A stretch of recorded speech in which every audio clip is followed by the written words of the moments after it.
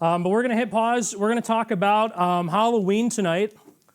I thought it'd be fun because we're planning out the Fall Festival. And in a couple months, Jaden is going to do a holiday lesson for us about Christmas.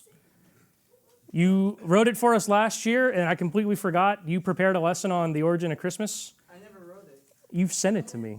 I did the research, but it was like a paragraph long. Yeah, that's good. I can extrapolate on that. But we're going to talk about that.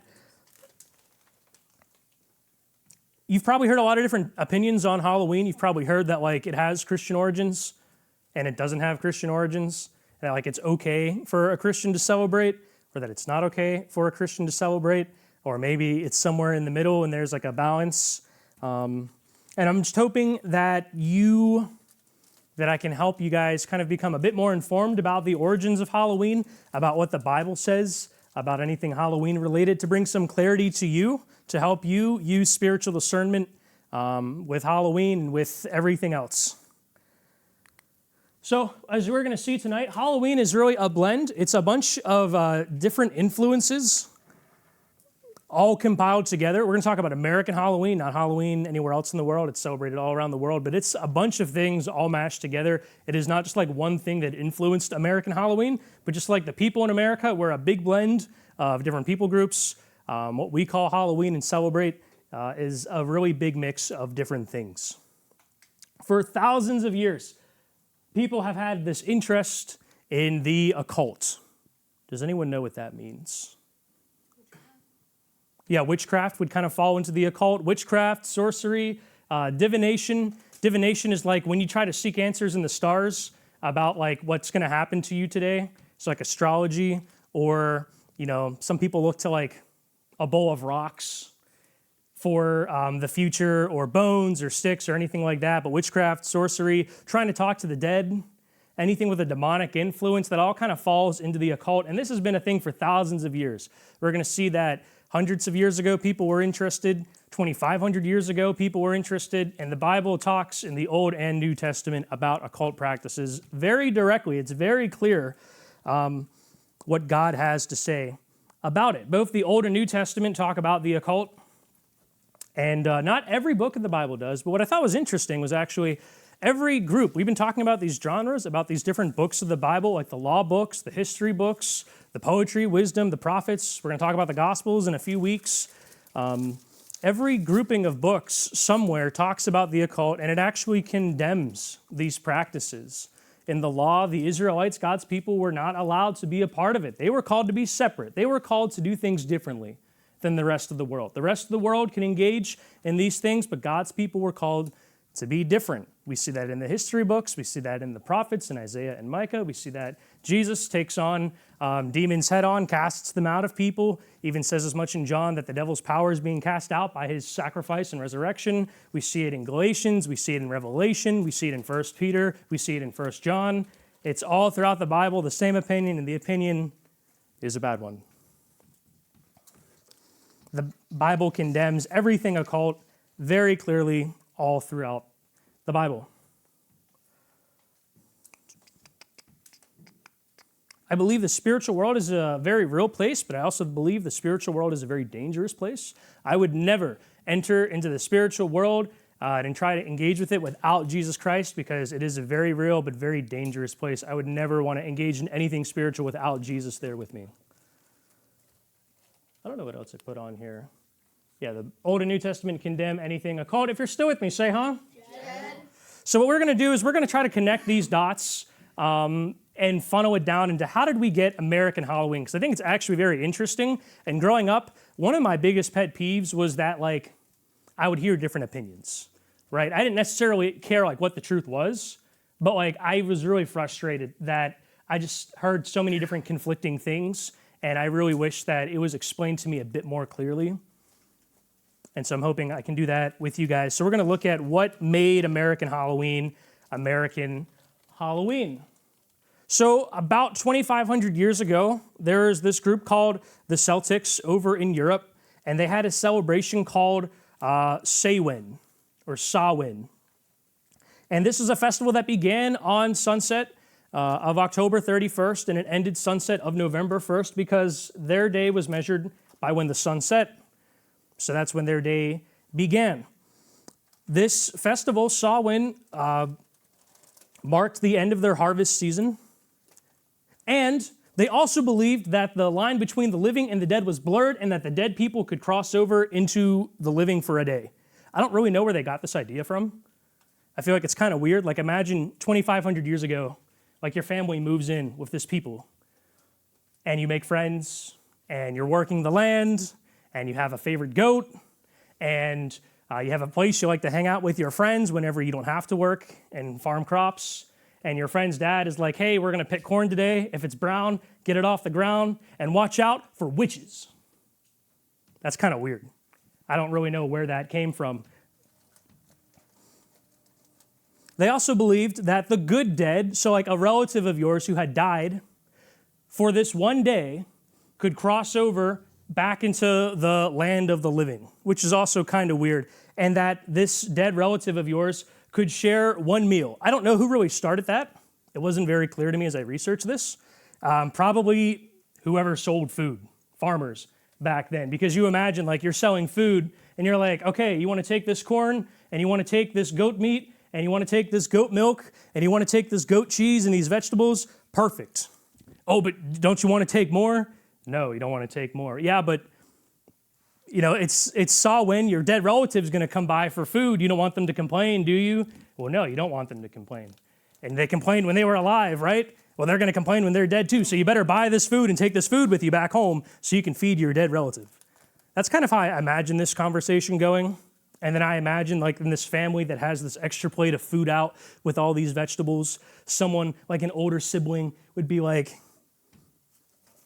Mom, I think I just heard Uncle such and such say that they want to give their vegetables to the younger sibling and just start scraping all that extra food, the vegetables onto the younger sibling's plate. I had you in mind specifically, Jaden, my brother. I would definitely do that. Easy to joke about, but for them, this was very real, right? This was a real festival, a real time when they thought that the dead could kind of cross into the realm of the living. The dead may even eat a meal. They would offer sacrifices. And the sacrifices were in hopes of avoiding a very harsh winter. They'd sacrifice crops. They would sacrifice animals. Sometimes they'd sacrifice prisoners, it's like real people, to these powers they believed that could control the weather in hopes that there would be a soft winter and they could get back to working the land. So imagine your parents put you in charge of this crop sacrifice and you're doing it with your cousin who's a big back. And as you're setting up, you look back and your cousin's eating like 7 tomatoes already with an 8th tomato in his hand. And you're like, you've killed us. You ate too many tomatoes. We're going to die and freeze because you're a big back. Very real for them. This was an influence on Halloween. This festival 2,500 years ago called Samhain, say when. So we got sacrifices, dead relatives eating, the line of the living and the dead being blurred. People debate the details, but that's kind of the gist of it. Now, of course, as a follower of Jesus Christ, I don't believe in those things. I believe in the one true God of the Bible, who in Exodus 8 or in 9 and 10 sends hail, sends darkness, that he's in control of the weather. That we see in Mark 4, Jesus calms the wind, calms the waves with a word. Clearly, God is in control of the weather. We don't offer sacrifices to control the weather. I don't believe that dead souls wander around. I don't believe like there's people like waiting after they die. I believe 2 Corinthians 5:8, which says, you are absent from the body, you are present before the Lord. I believe in Hebrews 9:27, which says, we are all destined to die one time and then stand before the judgment seat of Christ. Meaning, when you die, you go before God, and then you're going one of two places, and that's where you're staying. You're not in this weird transitional state where you're waiting to go before God, and you're kind of wandering the earth in like this weird realm, like you're a vibe somewhere. I don't believe any of that because the Bible is very clear about what happens after you die. So if we fast forward to the 600s, that's kind of the pagan origin, right? The non-religious origin. If we fast forward to the 600 years after Jesus was born, there was this festival, or not festival, a holiday called All Saints' Day. And this was a holiday because, does anyone know what a martyr is? Can you tell me what a martyr is? Go for it. Someone who dies for something they strongly believe that often religion. Yes, that is pretty much dictionary definition. That's kind of spooky how well you sound just like a dictionary. Yeah, so like for us as Christians, it would be for like anyone who died because of their faith, right? So in Acts, like chapter 7, it talks about a man named Stephen who was asked to renounce Jesus to give up the faith. He doesn't do that, and so he is executed because of his faith. And anyone who is executed because they don't deny Jesus with the threat of, we will kill you unless you deny Jesus and give up your faith, that person would be considered a martyr. If you're a believer and you die because you licked toilets, got a disease, and passed away, well, that doesn't make you a martyr. That just makes you someone who died from licking a toilet, like they were doing in 2020. If you died because someone said, we are going to execute you unless you give up your faith, well, then that would make you a martyr. Do you understand the difference there? So every martyr was remembered on the anniversary of their death. But eventually there were so many martyrs, it became too difficult to have all these individual holidays. The Catholic Church, or at the time it was just the church, got together and said, why don't we just have one day of the year that we can remember all of the martyrs who were killed because of their faith. And we'll just remember all of them on the same day. And that was called All Saints' Day, and that was on May 13th. A couple hundred years later, the church then decided, why don't we move that to November 1st? Now, is it a coincidence that they picked the same day as a very popular pagan holiday? What do you think? It's officially debated. We don't know the reason why, but I don't know, 1 + 1 = 2. I think we can figure out why they picked that day out of all 365 days to have this Christian celebration on this pagan holiday. Eventually, All Saints' Day came to include all believers who had died, who were really good role models to other believers or had done just very good works in their life. And we know it now as All Saints' Day, although we don't really celebrate it too much. If you're still with me, say, huh? Jed? Should I just change it to a picture of Jed? Yeah. Do you have a picture of Jed? I don't know if we can do that. Do you actually? All right, I'm gonna think about that one. Okay, the colors, right? We know the colors of Halloween are orange and black. This actually traces back to that Celtic festival of Samhain. Black represented the death of summer, the darker time of the year, that the sun was setting earlier in the day. The orange represents the autumn harvest season. Purple was later added because, as an official Halloween color, because purple was associated with like magic and mystical, and so they included it in this Halloween color scheme. Now, you understand that colors are just colors, right? Like, there's no special powers that come with a certain color. You see the colors because of the cone cells in your retinas that God created for you. Like, it's just a color. Like, purple is also associated with royalty. If I go out and I buy a purple shirt and I wander around Cranberry and I declare myself, I'm the king of Cranberry. All hail Thomas. All hail Pastor Thomas, the king of Cranberry. Does that make me a king? No, that makes me a fool who bought a purple shirt and is making a bunch of noise, right? So just because there's like an association with this color, it doesn't mean anything's wrong with the color. You can like purple, you can hate purple. It doesn't really matter. But those colors are mixed in with Halloween, and that's why. If you're still with me, say, huh? Yeah. All right, let's talk about, that's where the colors are. The name of Halloween. There are two pretty big influences to this. About this point in time, in the 1800s, Christmas Eve was already a thing.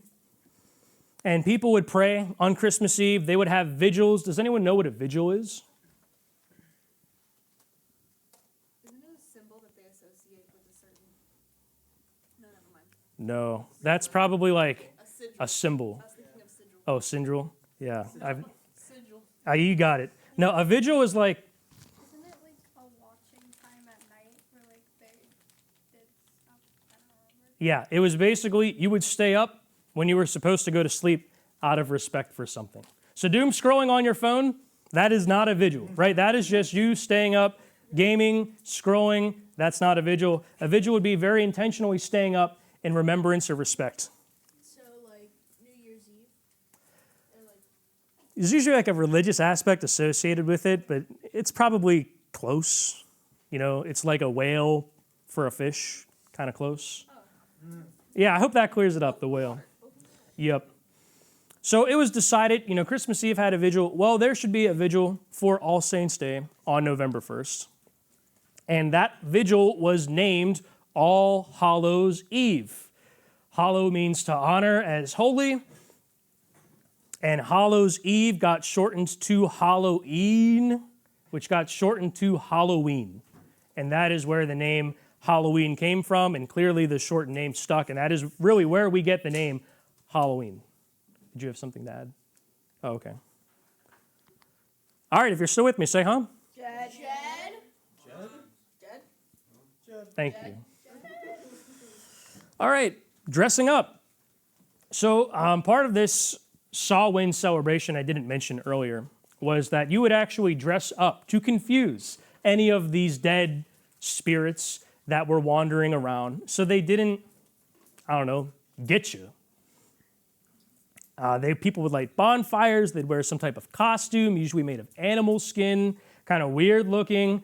And that's not really a thing in the Bible. Like any time a demon comes up in the Bible, it's always like a spirit. It never has a physical body. It'll possess a physical body of a person or of an animal, but there's no account in the Bible where a demon is just like there in like a physical form and we see it, it's like red and it has horns and all these different things. It's just a spirit. So there's not, I don't want you to ever think this is an evil walking around, because evil is always just a spirit. If you see a person, but they look weird, that's a person made in the image of God. So no need to dress up to scare away these spirits. On the other side of it, for whatever reason, it became a custom on All Hallows Eve for religious people to dress up, but not in animal skins, but they would dress up in white robes or cover themselves in ashes, and this would motivate people to pray for the dead. We're going to talk about that when we talk about trick-or-treating, because it kind of comes out of nowhere. But both of these celebrations, which ended up falling on the same day, eventually included dressing up for different reasons, but that is where the dressing up part of Halloween comes from, and they kind of get funneled together. If we fast forward to the late 1800s, America saw a huge increase in Irish folks immigrating in. A lot of you probably know a bit more about that than I do, and they brought in a lot of these traditions with them, whether it was religious or whether it was on the pagan side. And in the 1930s or so, 40s, 50s, this whole Halloween celebration became a lot more domesticated. It became a lot more kid-friendly, because if there's one thing parents will spend money on, it is their children. I think companies realize, they're like, okay, how can we make a bunch of money for ourselves? I got it. What if we sell costumes that a child has to dress up in? Not adults, but the children. Because guess what? Those children are still growing. And when the holiday comes around next year, the parents are going to have to buy a second costume for their child, because the child will have outgrown this last costume. And those parents don't want to hear their children complain, and those parents don't want to feel like bad parents because they left their child out. So they're going to have to buy a costume for their child again next year. And you multiply that by how many children that family has, and we're all going to be rich. Woohoo! Yeah. That's pretty much how I envision this conversation going. Do you notice this pattern of kind of like you manipulate the masses into doing something because of greed? That is where a lot of things in Halloween come from. And that's where the dressing up comes from and why it's so kid-friendly now. If you're still with me, say, huh? Jed. Where's Jed? I think I like that a bit more. Huh? Where's Jed? All right, we got a couple more things. Let's talk about trick-or-treating. This is another thing that is... It's actually three-sided. It's two-sided, but it's actually three-sided. Or four-sided. So there's this thing called guising. And this was in medieval times. And I think Ian would be a really big fan of this. Ian, come up here. He has no idea. Do you know what guising is? No. Did we have a conversation about this? No. Okay. Ian, I know you don't like to be very animated. You're just going to have to get out of your shell. I want you to pretend you're knocking on the door. Now, unfortunately, I didn't answer, so I need you to pretend a little bit louder. All right. Now you're impatient, so keep knocking. Very good. So guising was this practice. A child would wear a costume, but in order for them to get anything from me, they either had to recite poetry, sing, or tell a joke. What do you got? There are strange things done in the midnight sun by the men who moil for gold. The Arctic trails have their secret tales that would make your blood run cold.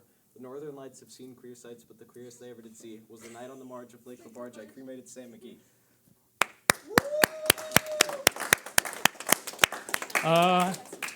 That's it. Be blessed. Thank you. You're welcome. So that was guising. That was one part of it. Another side of it was called souling. Am I still up here? No. Was called sewing, and this was on, at the time, the Catholic Church side of things. Children would go door to door. They would ask for something called a soul cake, which was like this very sweet bread, in exchange for prayers of dead relatives for that specific family. Not a belief that's shared by the Christian church today.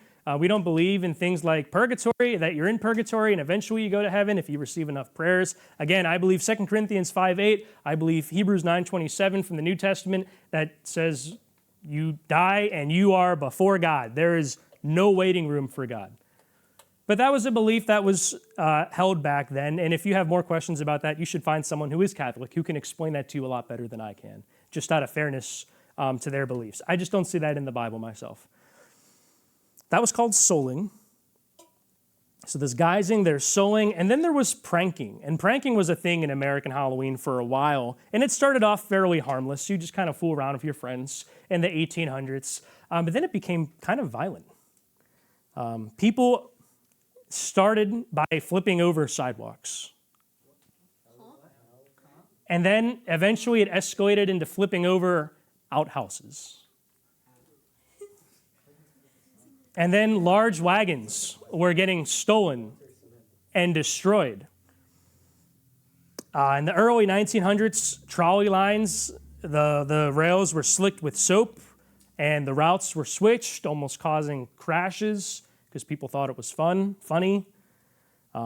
Teens, young males, not the girls, the girls are great, but the males would create makeshift smoke bombs and put them in people's houses so their house would fill up with smoke. And they'd be like, it's just a prank, bro. The prank. Gone wrong, not clickbait. They would deflate people's tires in the name of Halloween. They would remove manhole covers from the street and so on. It became such a problem that in 1933, Halloween was actually almost completely outlawed and banned. What actually saved Halloween, of all things, was World War II. World War II really turned Halloween in America around. As men were at war fighting, children were instilled with this idea. You can support the men at war by being a good child here in America, by not creating damage, by not creating waste, and having good, clean fun on Halloween instead of destructive fun. And the idea actually stuck, and that pretty much saved Halloween in America from becoming banned. Halloween and its different respective sides of history have a long history of being evil and destructive, being filled with chaos and death. Now it manifests itself in 2025 as wearing inappropriate costumes or going out and getting drunk, heavy drinking, bad influences. We know Ephesians 5:18 in the New Testament directly condemns getting drunk. And trick or treat became the saying after World War II. And World War II brings us to our final point. But if you're still with me, say, huh? Huh? Where's Jed?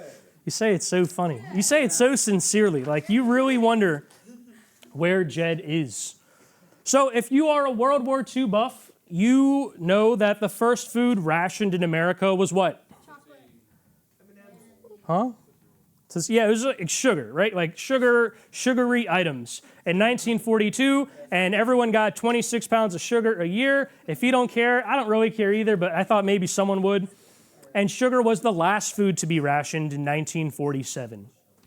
Before handing out candy, kids would get fruit, nuts, popcorn balls, caramel apple, coins, toys, and more. And it was a lot of work for everyone to prepare for. Like imagine you don't know how many kids are going to show up, and you got to make all this stuff for these kids to eat. That's kind of a lot of work. And then candy manufacturers saw a huge opportunity for them to make some money. Woo! The idea was that pre-wrapped and pre-made candy was safer than homemade stuff for children, and it was easier for adults to hand out on Halloween. Everyone liked it, and that is how candy entered and stayed into the picture. That's why candy is what is largely given out now on Halloween. So those few points, that is where American Halloween comes from. It's really not black and white, just pagan or just Christian. Halloween in America is this huge combination of so many different influences all throughout history. If you're still with me, say, huh? Huh? Where's Ted? So a final thought I want to leave you with as your pastor. When we look at something and we ask ourselves, should we be a part of this? We often ask, will this hurt my relationship with God if I'm a part of this thing?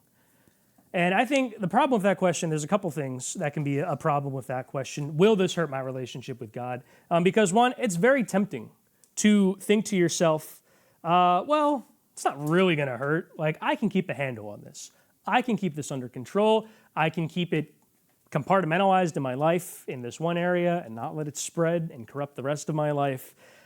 I got this, and that's really not true. That's really not true. You really can't handle sin, right? That's why Jesus had to come to save us from sin. And that's pretty much the first lie the devil told, right? In the Garden of Eden. He gaslights Eve with Adam standing right beside her and says, did God really say you were going to die? God's just holding out on you. He just wants to hold something really cool back from your life. It's not that bad. He just doesn't want you to become like him. He just gaslights them, and he still does the same thing today. We feel the temptation with many things that don't align with God's word of, well, it's not really that bad. It's not really going to hurt my walk with God that much because I can keep it under control. But you and I both cannot do that. The other problem with asking, will this hurt my relationship with God, is it can be tempting not to care. You can say to yourself, well, I know it's not really a good thing to have in my life, but I'll be all right. God forgives. I want to enjoy it. I'm going to do it anyway. I'm going to harden my heart and just do it because I don't really care, because it's something that I want to do. I don't really care what God's word says. So I want to encourage you, as you think about the origins of Halloween, you probably have conversations with your family or with your friends and use spiritual discernment to decide what is okay to be involved with and what parts or all of it are not okay to be involved with. Instead of asking yourself, will this hurt my relationship with God? Ask yourself, will this help my relationship with God? That is a much better question to ask. Will this help your relationship with God? I ask myself that about a lot of things, not just for, a holiday, but all kinds of things. It's a really good guide. Because for thousands of years, people have wanted to engage with dark spiritual forces, but God's people are called to be different, to live different lives. So now in 2025, the baton has been handed to people like you and me to be the followers of Christ and to set the example to the non-believers around us. So I just pray you use spiritual discernment, and that's the history of American Halloween. So let's pray. Father, we just thank you for your word. We do thank you for the good things in life, Lord, like the healthy sugar we want you to bless to our bodies, and for fun games and imagination and fun things, Lord. But there is a lot of evil out there in the world. So may you give us all spiritual discernment over what is right, what is wrong, what is good to be a part of, what is not good to be a part of. Help us to prioritize our relationship with you, to fight against peer pressure, to get involved into bad things, to be courageous when faced with peer pressure.